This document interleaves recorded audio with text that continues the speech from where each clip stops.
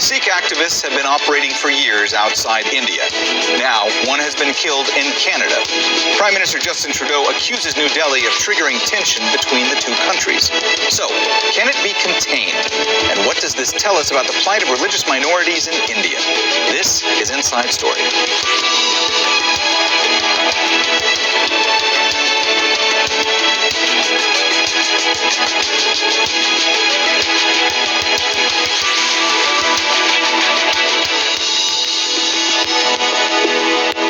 Hello and welcome to the program. I'm Mohammed. Jamjoom. The killing of a Sikh activist in British Columbia has opened up a diplomatic rift between India and Canada. Canadian Prime Minister Justin Trudeau says India may have been involved, a charge New Delhi is calling absurd. Both sides have expelled each other's diplomats, and cooperation on trade and defense could be in jeopardy. We'll go to our panel in just a few moments, but first, Mohammed has this report. Sikhs in Canada are calling for justice. That's after one of their community leaders was killed by gunmen in June. They accused the Indian government of being involved. Now, Canadian Prime Minister Justin Trudeau appears to have confirmed some of their suspicions. Over the past number of weeks, Canadian security agencies have been actively pursuing credible allegations of a potential link between agents of the government of India and the killing of a Canadian citizen, Hardeep Singh Nijjar. Canada has already expelled an Indian diplomat, a sign it believes the allegations are credible. But in India, protesters have denounced Trudeau. The government has denied any involvement and expelled a Canadian diplomat in retaliation. Relations were already strained. At the G20 summit in New Delhi over a week ago, Prime Minister Narendra Modi accused Canada of harboring and encouraging Sikh separatists. Trudeau said Canada would always defend freedom of expression. Modi's Hindu nationalist government has frequently been criticized for its treatment of religious minorities. The U.S. State Department recently called on Canada to address growing instances of discrimination and targeted attacks. The killing of Hardeep Singh Nijjar has caused a diplomatic rift that may prove difficult to bridge, and threatens to derail cooperation between the countries on trade and defense. Mohammed for Inside Story.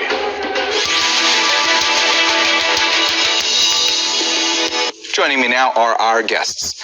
In Ottawa is Garry Keller, Vice President at StrategyCorp, a government relations and geopolitical advisory. He is also former Chief of Staff to the Canadian Foreign Minister.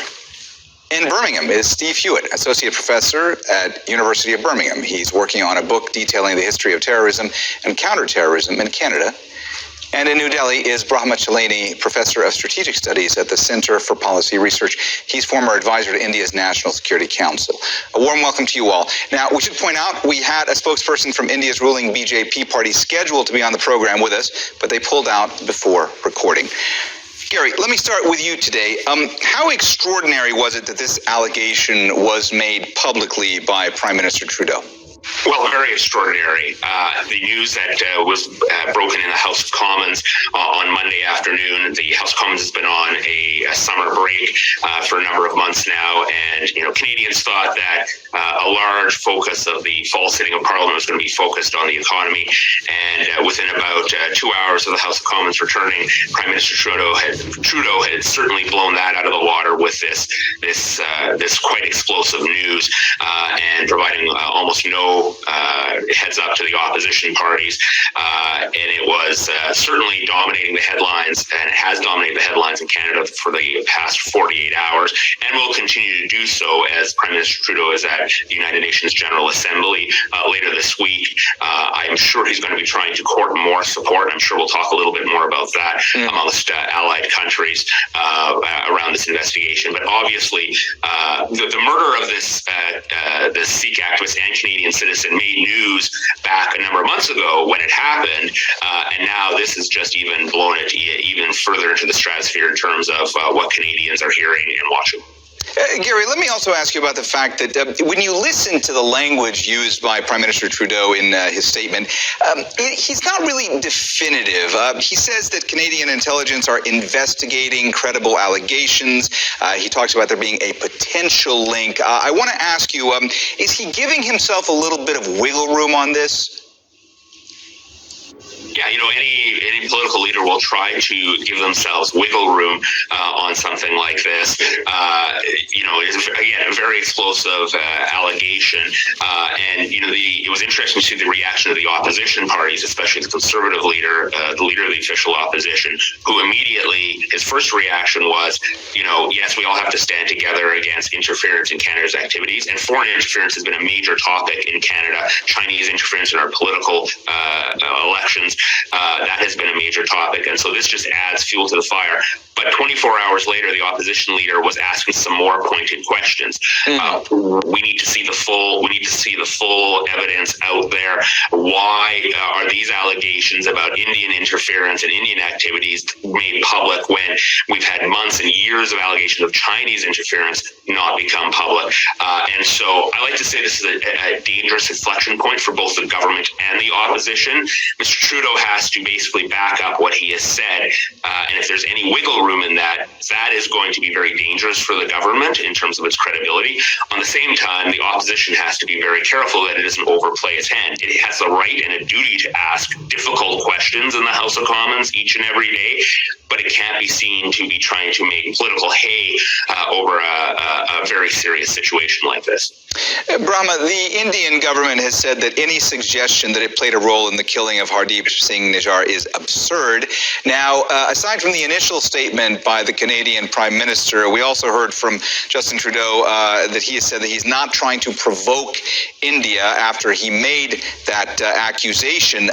What is the reaction to those remarks? Does India see this as a provocation?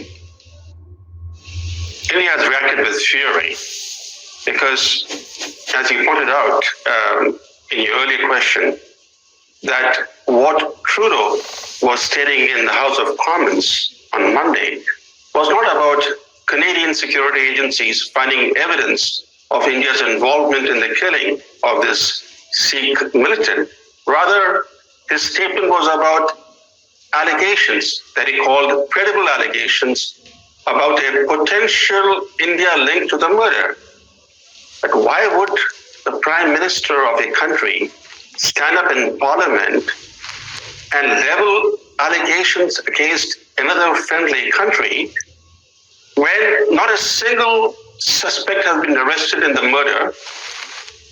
So with no arrests, let alone any evidence, he stands up in Parliament and basically echoes the allegations of radical Sikhs in Canada who from the very first day of the killing have held India responsible for the murder. Trudeau would have known that when he made that statement in the House of Commons, that this would rapidly worsen relations with India.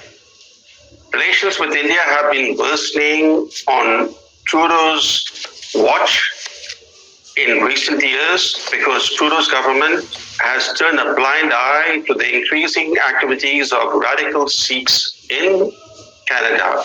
The fact is that Trudeau has political ties to Canadian Sikh radicals. He leads a minority government that depends for its survival on the support of the new Democratic Party leader, Jamjoom Singh. Jamjoom Singh is a Sikh by ethnicity, by religion, but he's also in the past defended Sikh militants that have been fighting for creating a separate Sikh homeland carved out of India to be known as Khalistan. As a lawyer, he's defended them. He's also participated in events in support of the Khalistan movement. So given the domestic politics in Canada, I know that Trudeau's popularity ratings have sunk. He's trailing the leader of the opposition. Maybe domestic political considerations have played a part in Trudeau's allegation, but you don't do what he has done, knowing that this would undermine. Let me ask you this. You talk about the fact that India is furious by these allegations. From your perspective, can this growing rift, can it actually be contained? And if so, what has to happen? What we're seeing now is a downward spiral in relations. each country has kicked out its top spy, and now there have been tit-for-tat travel advisories. India, for example, today advised Indians visiting Canada to exercise caution because of growing anti-India activity in Canada and also politically condoned violence in Canada. I think it's very important for Canada and India to stem this downward spiral in relations, because Canada and India are not adversaries. These are friends. And I think that it's easy to damage an important relationship, but rebuilding it would be far more difficult. So it's very important both for Ottawa and New Delhi not to escalate matters. They need to take things in a more cautious, in a more pragmatic way, and use back-channel diplomacy rather than airing grievances and suspicions and allegations in public. Unfortunately, the ball is in Trudeau's court. He has aired suspicions, these allegations, his intelligence inputs. And not a single suspect has been arrested. And this is remarkable because the murder happened more than 3 months ago. And if you don't have a single suspect in custody, you obviously don't have any evidence. And so before you open your mouth in public, you should first think of the diplomatic consequences of what you are saying. Steve, let me ask you, Canada has a very sizable population of Sikhs. How does that change the dynamics of this growing rift? Yeah. I mean, Canada has the largest Sikh diasporic community in the world, and there's a long history of Sikh activism, Sikh extremism, Sikh Canadians involved in violence. In fact, I was listening to this discussion thinking 40 years ago, this similar discussion was taking place, including with the Trudeau government, not of Justin Trudeau, but of Pierre Trudeau. So you've got Sikhs who are, as the previous guest mentioned, who are active in the Liberal Party. The leader of the New Democratic Party, as our previous guest mentioned, is a Sikh. But the deputy leader of the Conservative Party is also a Sikh. So you have Sikhs in all three major parties, and they play a full role in the Canadian political scene, are upstanding citizens, are in large communities in British Columbia and Ontario. So, I mean, Canada is obviously a very diverse, very multicultural country, and there are diasporic communities from a number of places in the world, as there are in the United States, as there are in the United Kingdom, where I am right now. Steve, let me also ask you, how much concern is there about the geopolitical consequences of a growing India-Canada confrontation? I mean, in both the short term and the long term. Well, this, I think, is really interesting, that Canada's main allies seem to be very quiet on this issue, because, of course, this has come at a point where the United States, the United Kingdom are trying to sort of pivot away from China and build relations with India. So in some ways, the Trudeau government is not sort of singing from the same song sheet as its allies. So it will be interesting to see how this plays out over the next few weeks, because India is in a rather strong position, given the concerns about China, including in Canada, as the first guest mentioned, the issue of foreign interference has been this big issue focused on China, and now it's obviously emerged in relation to India. Garry, I saw you reacting to some of what Steve was